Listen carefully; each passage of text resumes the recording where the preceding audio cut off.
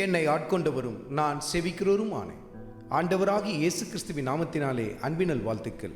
கிறிஸ்து இயேசுவுக்குள் மிகவும் பிரியமான அன்பு சகோதர சகோதரிகளே, நீதிமொழிகளின் புத்தகத்தில் 19வது அதிகாரத்தில் 14வது வசனத்தில், வீடும் ஆஸ்தியும் பிதாக்கள் வைக்கும் சுதந்திரம், புத்தியுள்ள மனைவியோ கர்த்தர் அருளும் ஈவு. கர்த்தருடைய ஆவியானவர் இந்த இடத்தில் எப்படி சுட்டி காட்டுகிறார் பாருங்கள்.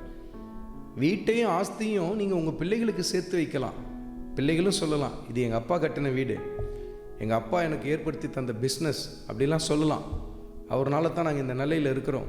எல்லாம் நல்லது தான். உங்கள் பிள்ளைகளுக்காக ஆஸ்தி அந்தஸ்துகள் எல்லாவற்றையும் நீங்கள் நல்லா சேர்த்து வைக்கலாம். 4 தலைமுறைக்கான சொத்துக்களையும் சேர்த்து வைக்கலாம். ஆனால் புத்தியுள்ள மனைவியோ கர்த்தர் அருளும் ஈவு என்று சொல்லி எழுதப்பட்டிருக்கிறதை பாருங்கள். நீங்கள் உங்களுடைய சொத்துக்களினாலும் உங்கள் செல்வத்தினாலும் உங்கள் மகனுக்கோ மகளுக்கோ நல்ல வாழ்க்கையை அமைத்து தர முடியும் என்று சொல்லி மாத்திரம் நினைத்து விடாதிருங்கள். இத்தனை சவரம் போட்டு நான் என் பொண்ணுக்கு கல்யாணம் பண்ணி தந்திருக்கிறேன், நல்ல பையனாக பிடிச்சிருக்கிறேன், நிச்சயமாக அப்படி முடியாது பாருங்கள்.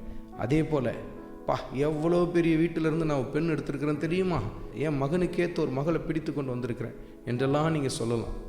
ஆனால் உங்கள் சொத்துக்களை பார்த்தோ அல்லது நீங்கள் கொடுக்கறத பார்த்து அல்லது உங்கள்கிட்ட இருக்கிறத பார்த்து பெண் கொடுக்கலாம், பெண் எடுக்கலாம்.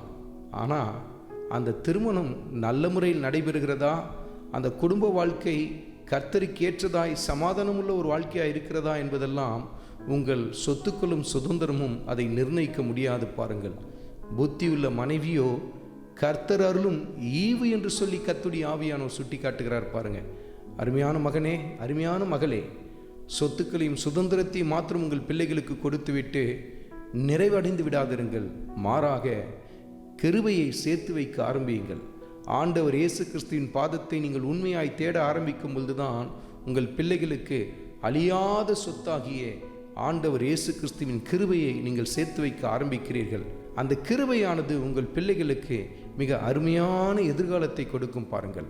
அருமையான மகனே, அருமையான மகளே, சொத்துக்களையும் சுதந்திரங்களையும் சேர்ப்பதில் மாத்திரம் கண்ணும் கருத்துமாய் இருந்து விடாதே.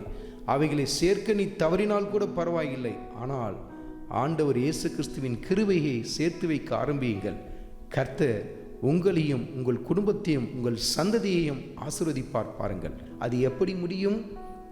ஆண்டவர் இயேசு கிறிஸ்துவின் வார்த்தைக்கு கீழ்ப்படிய ஆரம்பிக்கும் பொழுது கிருபையை நீங்கள் பெற்றுக்கொள்ள ஆரம்பிப்பீர்கள். ஆண்டவராகிய இயேசு கிறிஸ்துவின் கிருபை உங்கள் அனைவரோடும் கூட இருப்பதாக. ஆமென்.